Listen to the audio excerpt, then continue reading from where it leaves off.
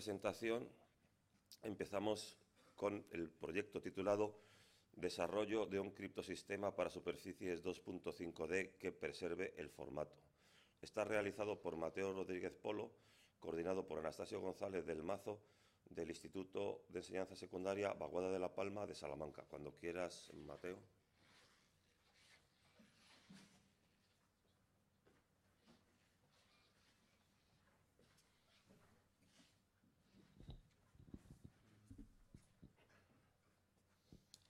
Bueno, buenos días a todos y bienvenidos a la presentación del proyecto que elaboré el curso pasado junto a la colaboración de mi instituto, el IES Baguada de la Palma de Salamanca y la Universidad de Salamanca. Se titula Desarrollo de un criptosistema para superficies 2,5D que preserve el formato y esta presentación constará de los siguientes apartados. Primero repasaré rápidamente los objetivos iniciales de la investigación. A continuación haré una pequeña introducción teórica exponiendo algunos resultados previos e intentando explicar un poco a qué me refiero con el título del proyecto. A continuación mostraré la estructura del criptosistema, que es la parte central de la investigación. Y por último mostraré algunos de los resultados obtenidos, así como algunas conclusiones que pueden sacarse a partir de ellos.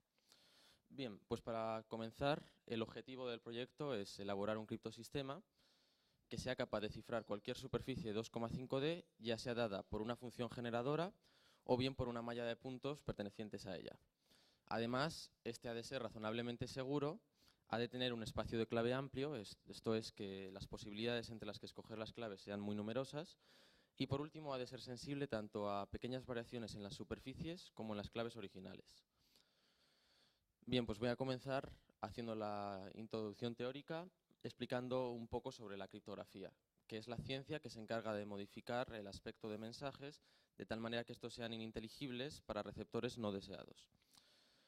En la actualidad ha ganado mucha importancia y se han creado numerosos nuevos métodos para encriptar distintos tipos de archivos. Sus objetivos son tres: la confidencialidad, o evitar que los receptores no deseados sean capaces de leer el mensaje, la integridad, o velar porque el mensaje se mande inalterado, y la autenticidad, o verificar la identidad del emisor. La herramienta de la que se basa la criptografía son los criptosistemas, que son un conjunto de procedimientos, algoritmos y claves que permiten modificar un mensaje en otro de tal manera que éste sea ilegible para todo aquel que no posea la clave. En base a la clave existen dos tipos de criptosistema, los de clave pública y los de clave privada. En este proyecto se desarrollará un criptosistema de clave privada, que se corresponde con el siguiente esquema.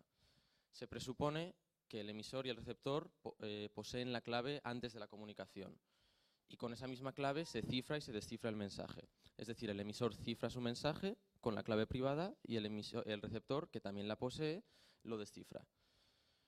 La ventaja que tienen estos criptosistemas es que las claves tienden a pesar poco y por lo tanto son capaces de cifrar grandes cantidades de datos.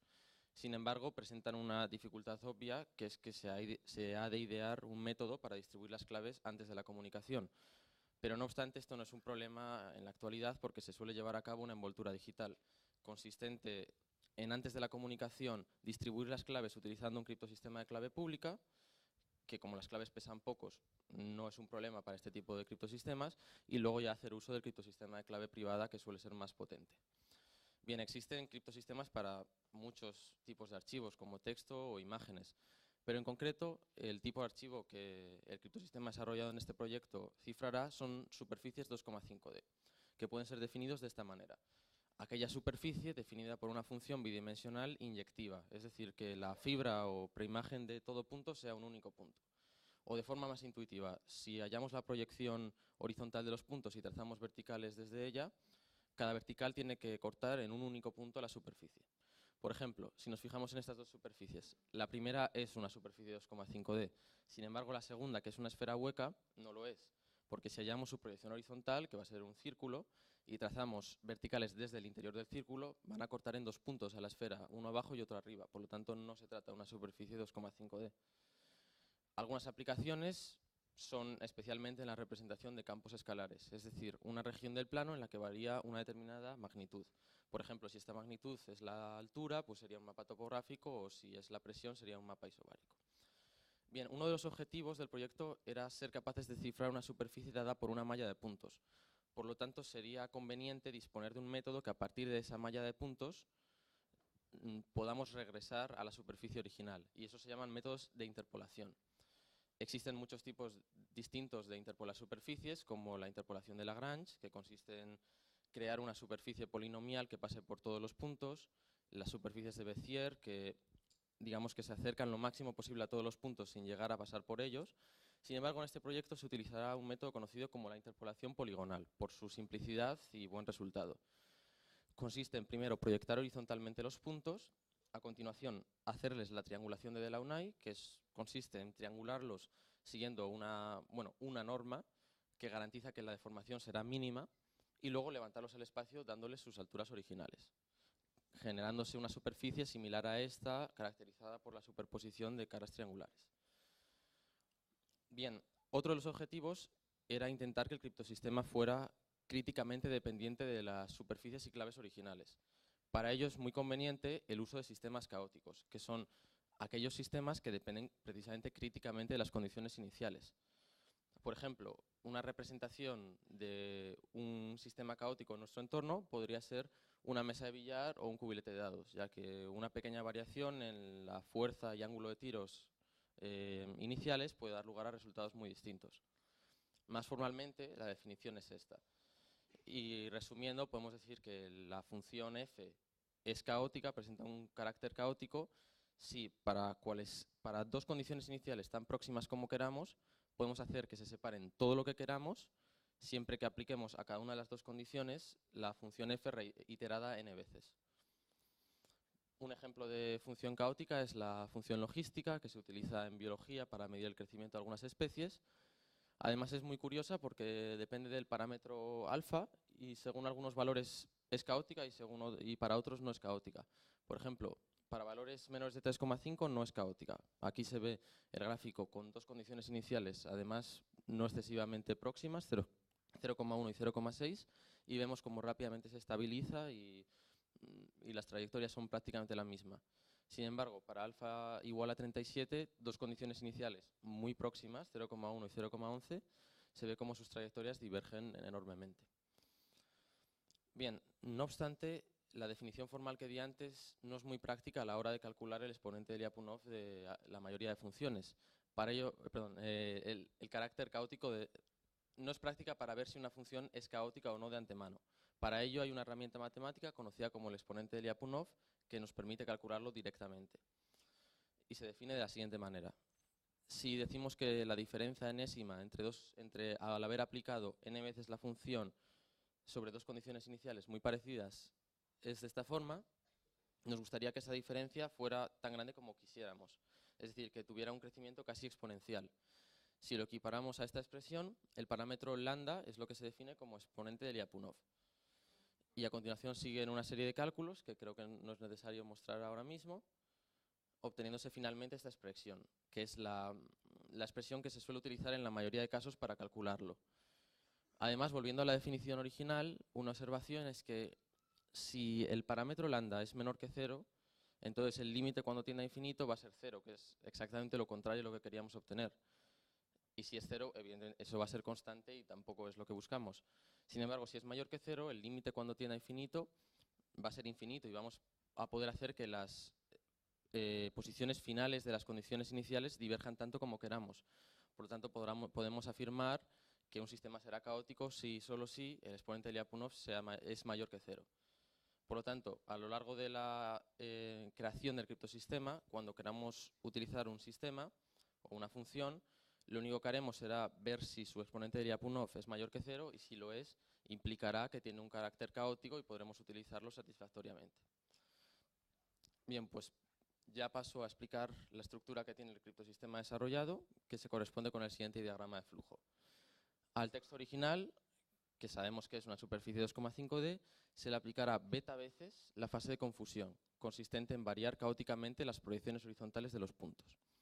A continuación, una vez la fase de difusión, que consistirá en variar las alturas, y de nuevo se seguirá esa especie de bucle, beta veces la fase de confusión y una la de difusión, otras alfa veces.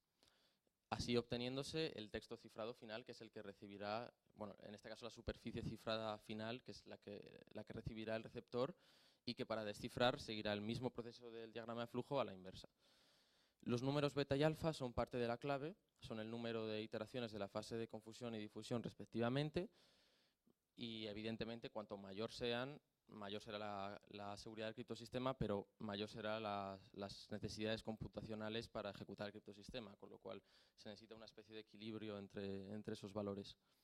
Por ejemplo, si partimos de esta malla de puntos aleatoria, el primer paso será proyectarlos horizontalmente para ejecutarles la fase de confusión.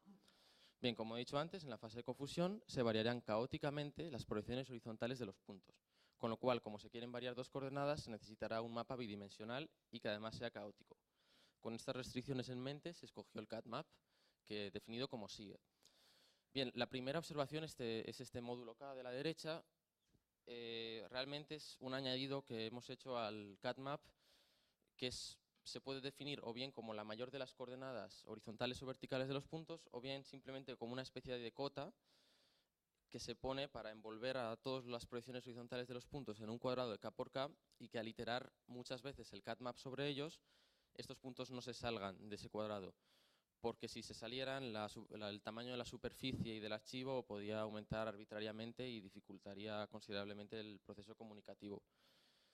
Una segunda observación es que para cualesquiera AB, el determinante de la matriz es 1, lo cual implica que el CADMAP va a ser siempre biyectivo. Y esto es una condición necesaria para poder utilizar una función en criptografía, ya que es necesaria la existencia de una función inversa que el receptor pueda utilizar para volver a la superficie original. En concreto, esta función inversa será esta, que es la que utilizará el receptor para volver a la superficie original. Por último, los parámetros A y B toman valores reales y, de nuevo, son parte de la clave que el receptor necesitará conocer para descifrarlo. Por ejemplo, estas son las proyecciones horizontales de la malla de puntos que mostré anteriormente, y tras aplicarle beta veces el CADMAP, se obtuvieron los puntos mostrados en rojo, que si los comparamos con los puntos mostrados en azul, que son los originales, vemos que aparentemente no siguen ningún patrón, lo cual es un indicio del buen funcionamiento y carácter caótico del CADMAP. A continuación se lleva a cabo una vez la fase de difusión, que como ya he dicho, consiste en variar caóticamente las alturas de los puntos. Como la altura es solo una coordenada, se necesita un mapa caótico unidimensional, y para ello se escogió el TENMAP. La primera observación es que aparentemente las alturas solo toman valores entre 0 y 1.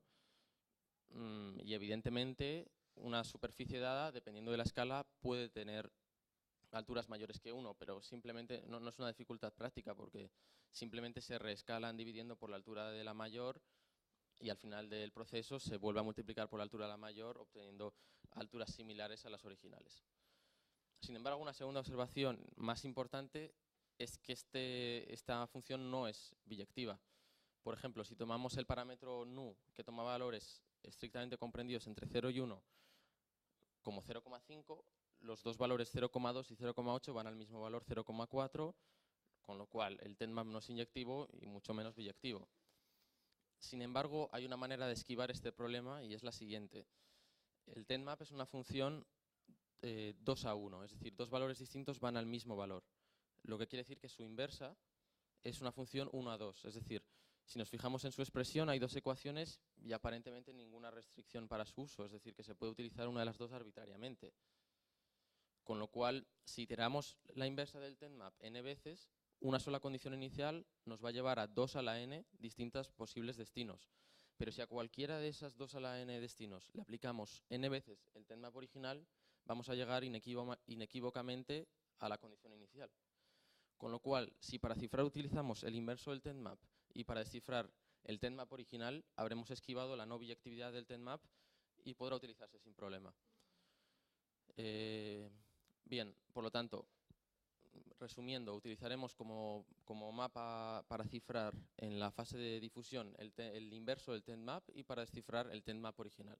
Y en el caso anterior, después de aplicar una vez la fase de difusión e interpolar los puntos obtenidos utilizando el método comentado anteriormente, la interpolación poligonal, se obtuvo esta superficie, que no obstante no sería la final, porque de nuevo había que aplicarle beta veces la fase de confusión y una la difusión, así tantas veces como indica en la clave del criptosistema.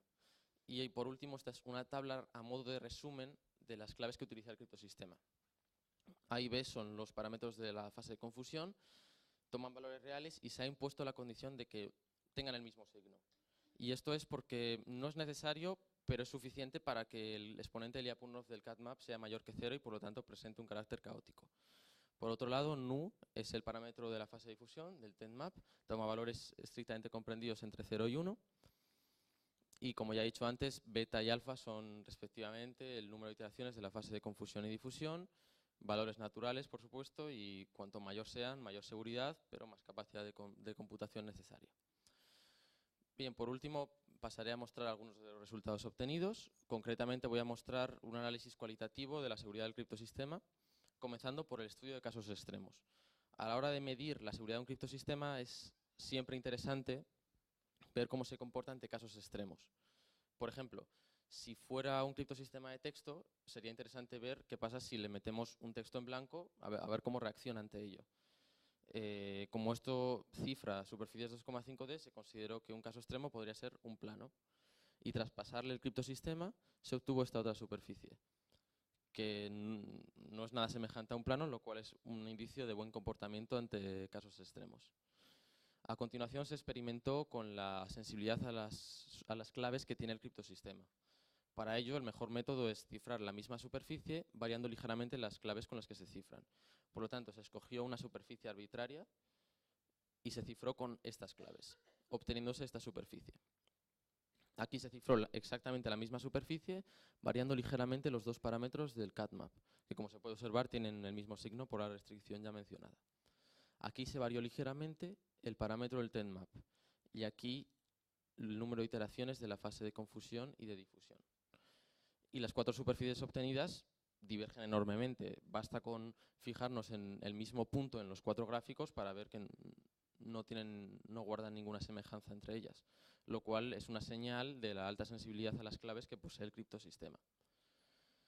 A continuación se experimentó con la sensibilidad a las superficies, que es aún más espectacular porque se cifraron dos superficies prácticamente iguales, en concreto las dadas por las funciones seno de 10xy y seno de 10xy más 0,01, es decir, la misma superficie pero un poquito por encima, y tras pasarles el criptosistema a las dos superficies se obtuvieron estas dos, que de nuevo no guardan ninguna semejanza aparente y bueno, de nuevo es una buena señal de la sensibilidad a las superficies que posee el criptosistema.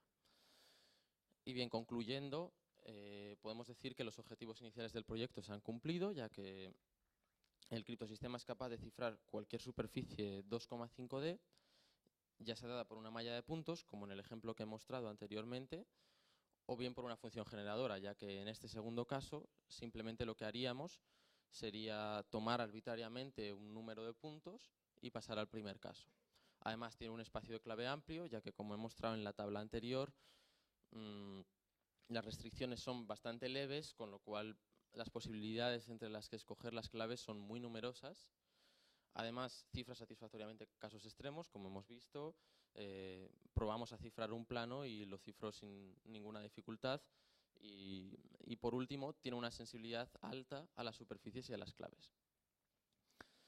Bien, posibles mejoras o cambios que podrían hacerse al criptosistema son cambiar el método de interpolación de las superficies, no por mayor seguridad o precisión del criptosistema, ya que realmente no es relevante para ello, simplemente para que el resultado estético sea más agradable. En concreto, las superficies de Bézier podrían ser una buena aportación. Y quizás cambiar el mapa de la fase de difusión por alguno más complejo y que quizás involucre las proyecciones horizontales de los puntos, ya que el que se utiliza no las involucra y, bueno, en cierta manera no es tan seguro como podrían ser otros. Y también implementar un criterio cuantitativo para el estudio de la seguridad del criptosistema, porque el estudio que he mostrado era solo de carácter cualitativo. Sin embargo, hacer un estudio cuantitativo de la seguridad es mucho más complicado porque involucra crear un criterio de comparación entre dos superficies, para no solo decir a ojo si se parecen o no, sino medir en cuánto divergen.